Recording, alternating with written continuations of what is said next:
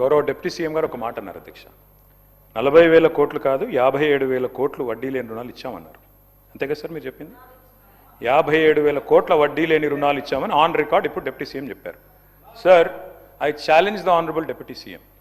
ఆయన చెప్పిన మాట వాస్తవం అయితే 57,000 కోట్ల వడ్డీ లేని రుణాలు ఇచ్చిన మాట వాస్తవం అయితే ఆర్డర్ కాపీ చూపెట్టమనండి. ఇక్కడే రాజీనామా చేసి నేను శాశ్వతంగా, లేదంటే వారు రాజీనామా చేయాల్సి, తప్పుడు ప్రచారం చేసినందుకు, సభను తప్పుదోవ పట్టించినందుకు వారు రాజీనామా చేయాలి. ఎక్కడిచ్చారు అధ్యక్ష 57,000 కోట్ల వడ్డీ లేని రుణాలు? ఈ రకంగా సభను, రాష్ట్ర ప్రజల్ని, రాష్ట్రంలోని మహిళల్ని కించపరుస్తుంది మీరు. ఎక్కడిచ్చారు వడ్డీ లేని రుణాలు 57,000 కోట్లు? లెక్కలు చూసుకోండి, మీరు ఫైనాన్స్ మినిస్టరు. ఇట్లా మీరు మాట్లాడకూడదు భట్టి గారు, యూఆర్ రాంగ్. దయచేసి please correct your self. Record తీయండి మీరు. దయచేసి వినండి, నేను చెప్తాను వినండి. వడ్డీ లేని రుణాలు బ్యాంక్ లింకేజ్ ద్వారా రుణాలు ఇప్పించి మహిళలకి వడ్డీలని రాష్ట్ర ప్రభుత్వం కడతా ఉంటుంది. వినండి వినండి విధానం వినండి. మీకు అవగాహన లేకుండా మాట్లాడితే ఎట్లా? అవగాహన లేకుండా మాట్లాడితే ఎట్లా? మేము వచ్చిన తర్వాత కొన్ని సంవత్సరాలుగా పెండింగ్ ఉన్నటువంటి ఆ వడ్డీ లేని రుణాల పేరు మీద కట్టాల్సిన వడ్డీకి సంబంధించినటువంటి చెక్కుల్ని మేము వచ్చిన తర్వాత క్లియర్ చేసుకుంటూ పోతా ఉన్నాం. ఇప్పుడు కూడా మేము చేసుకుంటూ ముందుకు పోతూనే ఉంటాం. తప్పనిసరిగా 5 సంవత్సరాల్లో ఈ 1,00,000 కోట్ల రూపాయలకు సంబంధించిన వడ్డీలకు సంబంధించిన దాన్ని మేము చేసుకుంటూ పోతూనే ఉంటాం. మీరు ఎన్ని ఇబ్బందులు పెట్టినా, ఎన్ని అడ్డంకులు కలిగించడానికి ప్రయత్నం చేసినా ఈ రాష్ట్రంలో ఉన్నటువంటి మహిళలకి వడ్డీ లేని రుణాలు ఇప్పించే బాధ్యత ఈ ప్రభుత్వాన్ని తీసుకుంటాం, చేసుకుంటూ ముందు పోతూనే ఉంటాం. రాష్ట్రంలోని మహిళలందరూ చూస్తున్నారు సార్, మహిళా సంఘాల వాళ్ళు చూస్తున్నారు. డిప్యూటీ సీఎం గారు చెప్పారు, ఫైనాన్స్ మినిస్టర్, ఆయన ఆషామాషి వ్యక్తి కాదు. 57,000 కోట్ల వడ్డీ లేని రుణం ఇచ్చామని చెప్పారు. నేను అడిగింది ఏంటి సార్? 57,000 కోట్ల వడ్డీ లేని రుణాలు ఇచ్చిన మాట వాస్తవం అయితే దాన్ని కాపీ చూపెట్టండి, నేను రాజీనామా చేస్తానని చెప్పాను. దానికి చెప్పలా, మళ్ళీ ఏదో ఉపన్యాసం చెప్తున్నారు. No, you're wrong deputy CM గారు, ప్లీజ్ చెక్. ఆనాడు బొమ్మెర పోతన గారు భాగవతంలో రాసిన ఈ పద్యం అర్థం ఏంటంటే, ఆడిన మాట తప్పొచ్చు, అబద్ధాలు ఆడొచ్చు, ఏం తప్పులేదు రాజా అని చెప్పి బలిచక్రవర్తి గారికి శుక్రాచార్యుడు సలహా ఇస్తారు అధ్యక్ష. అప్పుడు బలిచక్రవర్తి ఏమంటాడంటే, చరిత్ర నిండా చాలామంది రాజులు తమ దర్పంతో మరి గర్వాతిశయాన్ని ప్రదర్శించిన వాళ్ళు ఉన్నారు.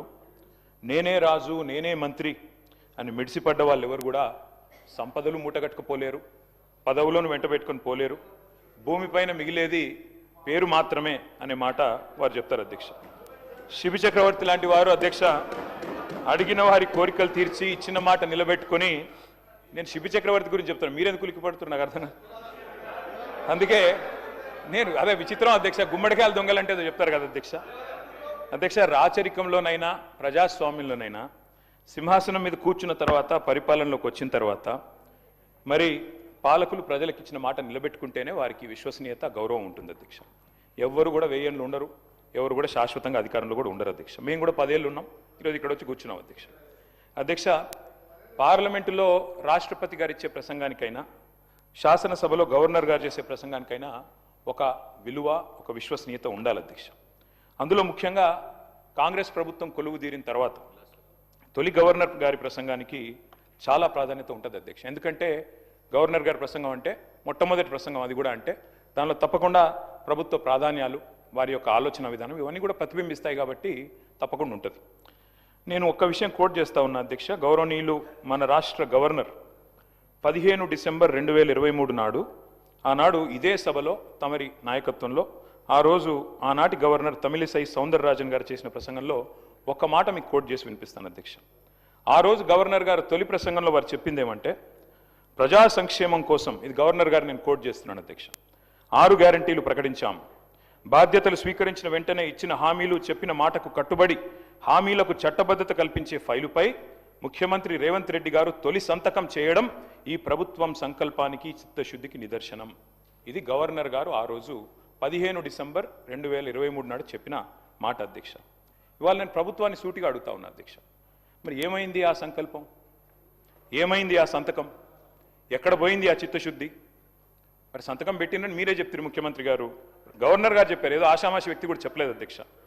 ఆ తర్వాత అధ్యక్ష 2024 గవర్నర్ ప్రసంగం అయిపోయింది, 25 అయిపోయింది, ఇప్పుడు 26 కూడా నిన్న అయిపోయింది అధ్యక్ష. మరి ఇన్నేళ్ళైనా కూడా సీఎం గారు సంతకం చేసిన ఫైల్ ఎక్కడ పోయింది అధ్యక్ష? 28 నెలలుగా గడిచిన ఆ ఫైలు ఎక్కడ మాయమైంది? కాకెత్తుకపోయిందా? లేకపోతే ఎఫ్ఎస్ఎల్ అగ్ని ప్రమాదంలో కాలిపోయిందా? లేకపోతే మరి విచిత్రమైన విషయం అధ్యక్ష, ఇది ఒక గవర్నర్ గారు చెప్పిన మాట కాదు, ఇది మీ బాస్ రాహుల్ గాంధీ గారు చెప్పిన మాట. తొలి క్యాబినెట్లోనే 6 గ్యారంటీలకు చట్టబద్ధత కల్పిస్తాం. తొలి క్యాబినెట్. ఇప్పటికి నాకు తెలిసి ఒక 50-60 సమావేశాలు అయినట్టున్నాయి క్యాబినెట్. ఎక్కడ పోయింది అధ్యక్ష మరి తొలి క్యాబినెట్లో 6 గ్యారంటీలకు చట్టబద్ధత అన్నమాట? ఇది కాదు అధ్యక్ష. అధ్యక్ష, క్యాబినెట్ సమావేశాలు ఇన్ని జరిగినాయి, మరి ఫైలు మాయమైంది అధ్యక్ష. ముఖ్యమంత్రి గారు మాయమై సంతకం చేసిన ఫైలు, తొలి సంతకం, అది కూడా ఎక్కడో చాటుకు చేయలేదు అధ్యక్ష, బహిరంగంగా చేశారు, బహిరంగ వేదిక మీద చేశారు. ఎక్కడ పోయింది ఆ ఫైలు? ఇవాళ నేను ప్రభుత్వాన్ని డిమాండ్ చేస్తా ఉన్నా అధ్యక్ష, ఆ మాయమైన ఫైలు ఆచూకీ కోసం స్పెషల్గా ఒక సిట్ ఏర్పాటు చేయాలని చెప్పి నేను డిమాండ్ చేస్తా ఉన్నా అధ్యక్ష. ఎందుకంటే మాట్లాడితే సిట్టు అధ్యక్ష, గవర్నర్ గారిని, అట్లాగే పవిత్ర సభని, అట్లాగే మొత్తం రాష్ట్ర ప్రజల్ని ఇవాళ మోసం చేసి గవర్నర్ గారి ప్రసంగానికి విలువ విశ్వసనీయత లేకుండా చేశారు అధ్యక్ష. మొదటి ప్రసంగానికి విలువ లేకపోతే మూడో ప్రసంగానికి ఏముంటుంది అధ్యక్ష విలువ? నాకు అర్థం కాదు. ఏం చెప్పారు అధ్యక్ష? నిన్న ముఖ్యమంత్రి గారు మాట్లాడుతున్నారు అధ్యక్ష బయట, ఏమంటున్నారు? జీరో వాల్యూ చేశాను ప్రజల ఆస్తుల విలువ కొంతమందిది అని చెప్తున్నారు అధ్యక్ష. ఇవాళ జీరో వాల్యూ దేనికి ఉందంటే ఈ రాష్ట్రంలో ముఖ్యమంత్రి గారు చేసిన తొలి సంతకానికి జీరో వాల్యూ, ముఖ్యమంత్రి గారు చేసిన సంతకం ఉన్న తొలి ఫైలుకు జీరో వాల్యూ, మీ గ్యారంటీ కార్డులకు ప్రజల దృష్టిలో జీరో వాల్యూ, మీ డిక్లరేషన్లకు ప్రజల దృష్టిలో జీరో వాల్యూ, మూసీలో మీరు ముంచుతున్న ఇళ్లకు కాదు అధ్యక్ష, విశ్వసనీయత కోల్పోయిన మీ ప్రభుత్వానికి ఇవాళ ఈ ప్రజల దృష్టిలో జీరో వాల్యూ ఉందన్న మాట నేను విజ్ఞప్తి చేస్తా ఉన్నా అధ్యక్ష. అధ్యక్ష, ఇదేదో నా కవిత్వం కాదు అధ్యక్ష, ఇదిగో మీ కాంగ్రెస్ పార్టీ ప్రచురించిన బ్రహ్మాండమైన ఫుల్ పేజ్ అడ్వర్టైజ్మెంట్ అధ్యక్ష. 6 గ్యారంటీల మీద ఏం చెప్పారు అధ్యక్ష? ఇందులో నేను చదివినిపిస్తా అధ్యక్ష. ప్రతి కుటుంబానికి, ఇగో ఫస్ట్ ఆఫ్ ఆల్ 100 రోజుల్లో నెరవేరుతుంది ప్రతి గ్యారంటీ. 100 రోజుల్లోనే అధ్యక్ష. అదే సినిమాలకు శతదినోత్సవం చేసినట్టు ప్రభుత్వం వచ్చిన 100 రోజుల్లోనే అన్ని గ్యారంటీలు నెరవేరుస్తాం. ఇంకోటి చెప్పారు అధ్యక్ష, ఇందులో గంభీరమైన మాట. కాంగ్రెస్ గ్యారంటీలతో అందే ప్రయోజనాల విలువ 2,50,000 ప్రతి సంవత్సరం ప్రతి కుటుంబానికి. మరి 2.5 ఏళ్ళైంది అధ్యక్ష. ఒక్క కుటుంబం చూపెడతారా ఈ రాష్ట్రంలో? 2.5 లక్షలు అందుకున్న ఒక్క కుటుంబాన్ని చూపెట్టే సత్తా ఈ ప్రభుత్వానికి ఉందా అధ్యక్ష? ఇది మీ ప్రకటన, నాది కాదు. మీ పార్టీ ఆ రోజు ఇచ్చిన ప్రకటన 2,50,000 రూపాయలు ప్రతి సంవత్సరం ప్రతి కుటుంబానికి అని మీరిచ్చిన మాటకు విలువ ఉందా? అందుకే అంటా ఉన్నా అధ్యక్ష. అని మరి 2.5 లక్షలు అంటే 2.5 ఏళ్ళకి ఈ పార్టీకి 6 లక్షల పైసలకు రావాలి. కనీసం 2.5 వచ్చిందని నేను అడుగుతా ఉన్నా అధ్యక్ష.